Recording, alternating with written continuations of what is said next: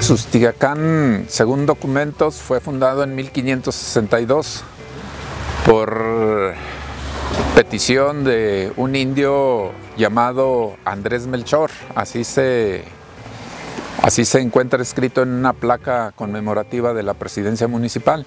Aunque hay otros documentos que hablan de un Jacinto Melchor. ¿Sabes si habría ahí por ahí un cambio en el nombre? La palabra Sustigacán significa cañada fuerte. El pueblito está en una cañada y es antiguo náhuatl, hasta donde se sabe. Se supone que los indígenas que vivían aquí, los originarios, los naturales de aquí, eran perteneciente al grupo de los zacatecos, aunque hay quienes dicen que estos eran los límites de los cascanes. Entonces nosotros estamos entre zacatecos y cascanes, pero también hay que reconocer que con la conquista de los españoles se introdujeron a indios para que les ayudaran a politizar y a congregar a los que vivían de manera más dispersa, porque el Evangelio miraba como algo muy mal que los indígenas vivieran desperdigados. Entonces estos indígenas que traían los españoles, se habla de tlaxcaltecas, entonces muy posiblemente aquí habitaron tlaxcaltecas, aunque hay otros historiadores que dicen que también pudieron haber sido los tarascos. Entonces entre esos grupos étnicos se conformó Sustigacán, entre esas variantes, esos grupos.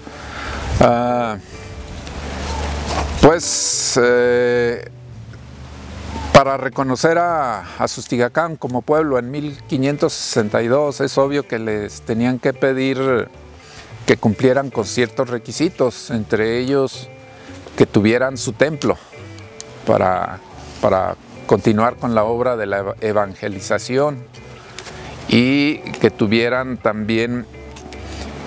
una forma de vida ya más o menos estable, para que pudieran contribuir a la corona, que pagaran impuestos.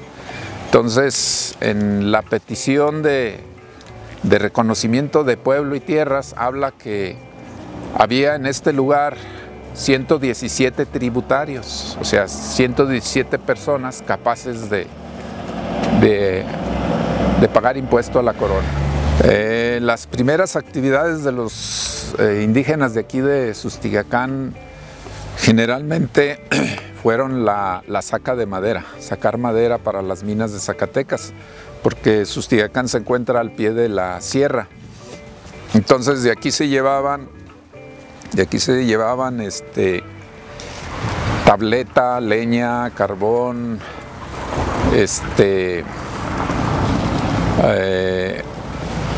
vigas para los techos, y también les dicen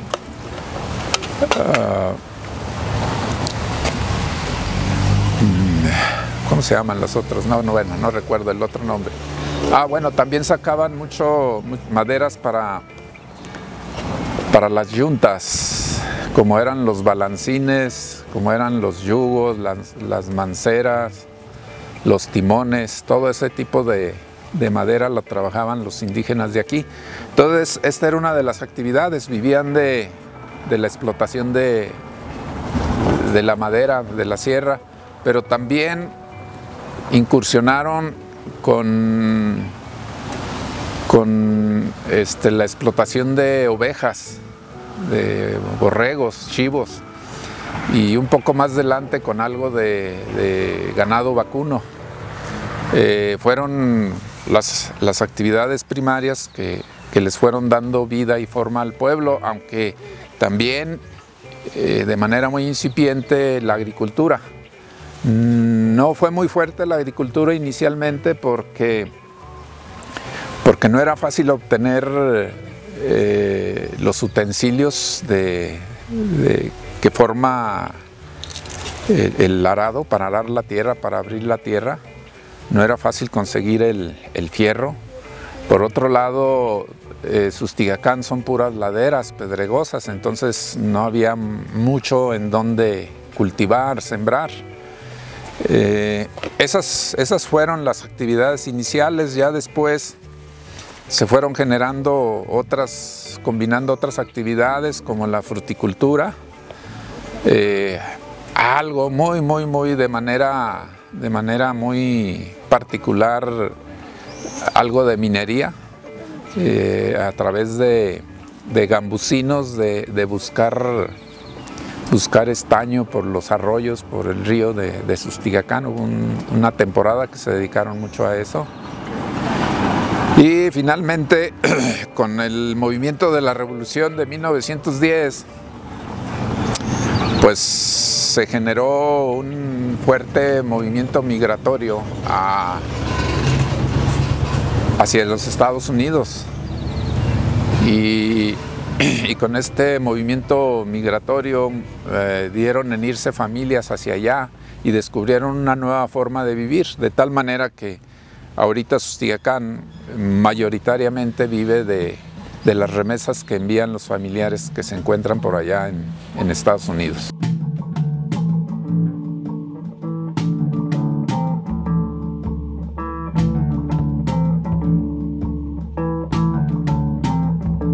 Aquí, si usted puede ver, está diseñado la serpiente emplumada llamada Quetzalcóatl, y aquí estamos parados sobre el conejo. Entre el conejo y Quetzalcóatl hay un diálogo. El diálogo consiste en que en cierta ocasión el mundo había mucha hambre y entonces el conejo se ofreció a Quetzalcóatl para saciar el hambre de su dios. Y entonces Quetzalcóatl, en gratitud de que el conejo se ofreció para que se lo comiera, dijo: bueno, vamos a recordar este acto con la figura del conejo en la luna, y desde entonces viaja la figura del conejo en la luna. Esa es la idea de allí, de esa leyenda nació este simbolismo que está aquí en el parque. La idea original es de un joven artista zacatecano que se llama Odín Barrios, y la construcción en sí de la obra fue de albañiles de aquí mismo, del pueblo, ¿verdad? El quien estuvo en cargo de la obra, el señor se llama Manuel Salazar Flores. Nos encontramos en el Parque Quetzalcóatl y bueno, este parque se hizo con una idea de contribuir al reconocimiento de las etnias de México, ¿verdad? Y tiene un significado propio.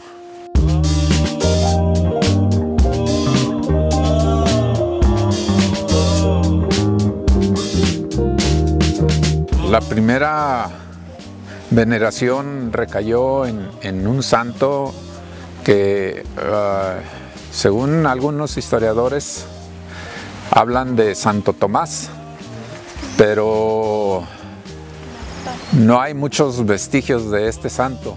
En cambio, sí se reconoce más a San Pedro, y el templo está dedicado en honor a San Pedro. Incluso si ustedes pasan allí a ver el templo antiguo, se van a dar cuenta que en la portada se encuentra la tiara papal y las llaves de San Pedro, que es uno de los símbolos que Jesucristo le dio a Pedro, las llaves del cielo, ¿verdad? Para que todo lo que ate y desate arriba y abajo sea como Él disponga. Al parecer, quienes tuvieron mucha presencia aquí fueron los franciscanos, y los franciscanos eran personas que sus obras las hacían de una manera muy sencilla, muy austera. Uno de sus principios era rehuir del lujo, de lo ostentoso. Entonces son templos muy sencillos. En el caso de San Pedro, pues muy sencillito, Quizá sean unos de los dos templos que hay, porque luego después se perdió la veneración a San Pedro, se adquirió la veneración a la Virgen del Rayo. Los dos templos cuentan con sus techos de terrado, quizás sean unos de los pocos templos que ya permanecen con este estilo de techo de terrado.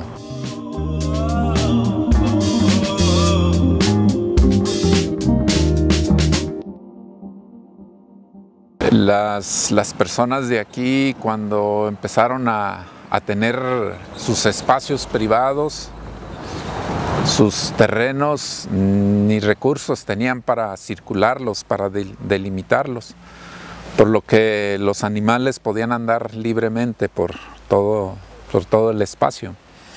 Y solamente en tiempos de siembras, forzosamente se tenían que poner cuidadores o vaqueros para que los animales no perjudicaran o dañaran las siembras.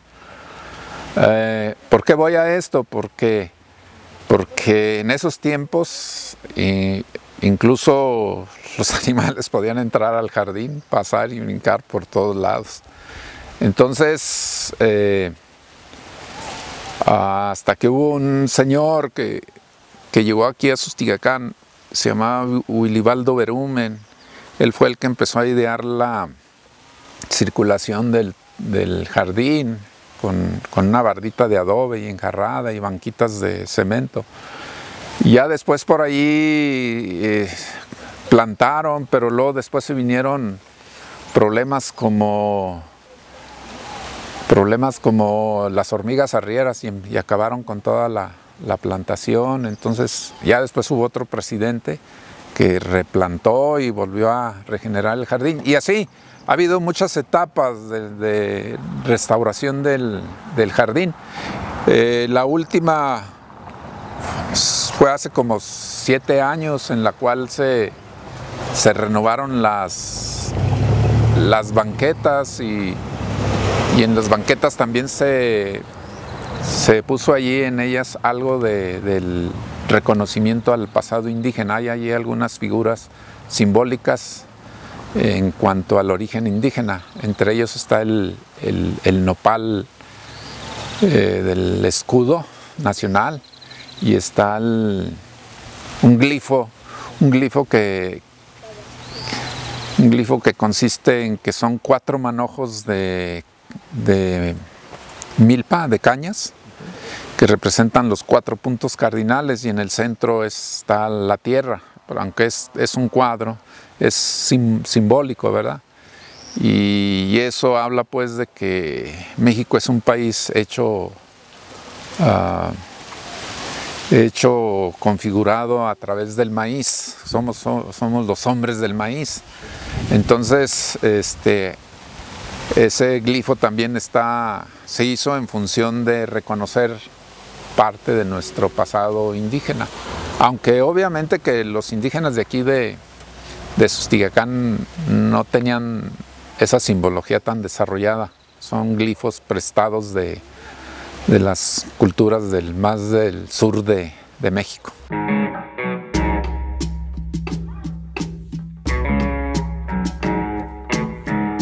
Sustigacán, como pueblo indígena, compartió un espacio. La organización era comunal, todo era común, había mucho espacio en común y todo el mundo podía entrar y salir ahí. Y actualmente todavía Sustigacán goza de, que será unas, bueno, lo que es el municipio, que serán unas 3.500 hectáreas en común, y el Chiquihuite como unas, ahí son cerca de las 10. Sí, unas 7.000, parece que yo sabía, cerca de 7.000. Entonces el municipio en sí tiene como 10.000 hectáreas en común. Son espacios donde todos son dueños de ese espacio, pueden echar sus animales, pueden entrar, cortar una madera.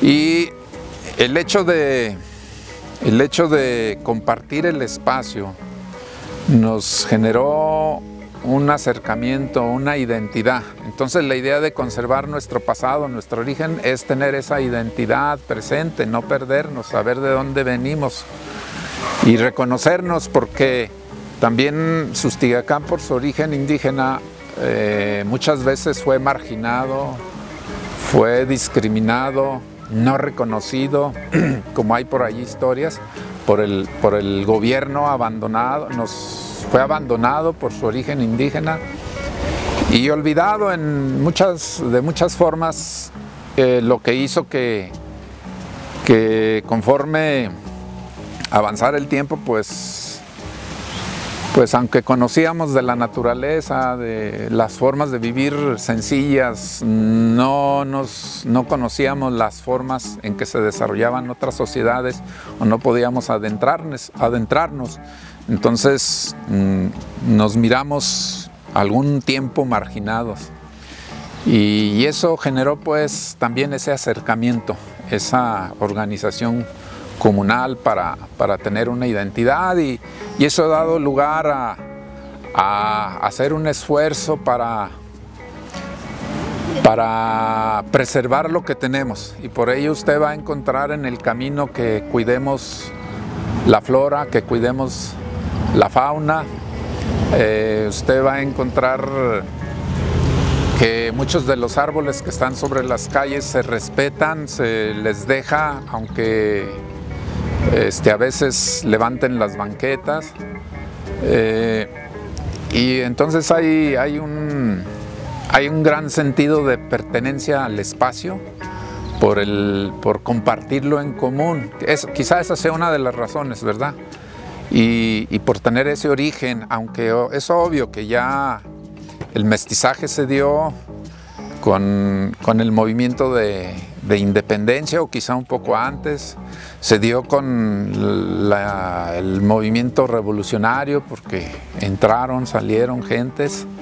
Entonces, con los movimientos migratorios hacia los Estados Unidos se fue dando el mestizaje, de tal manera que ahora pues ya estamos, aunque todavía hay gente que persevera, tiene características físicas muy propias de lo indígena, ¿verdad?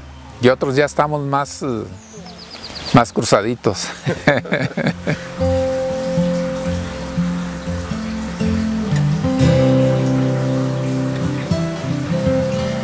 Hubo en algunos años donde la gente se apenaba a decir que era de Sustigacán, porque, por ejemplo, Jerez, que es nuestro municipio más cercano y a donde acudimos a hacer vida, pues siempre nos echaban que los indios del pueblo, y de ignorantes y de tontos.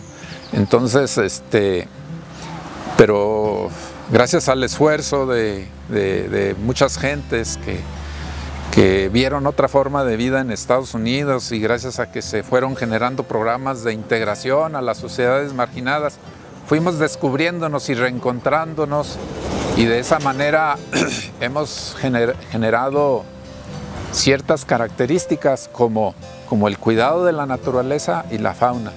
Y el cuidado de la naturaleza no solamente de animales y plantas, sino también del espacio. Nos hemos caracterizado por separar la basura en orgánica e inorgánica, por mantener nuestras calles casi limpias.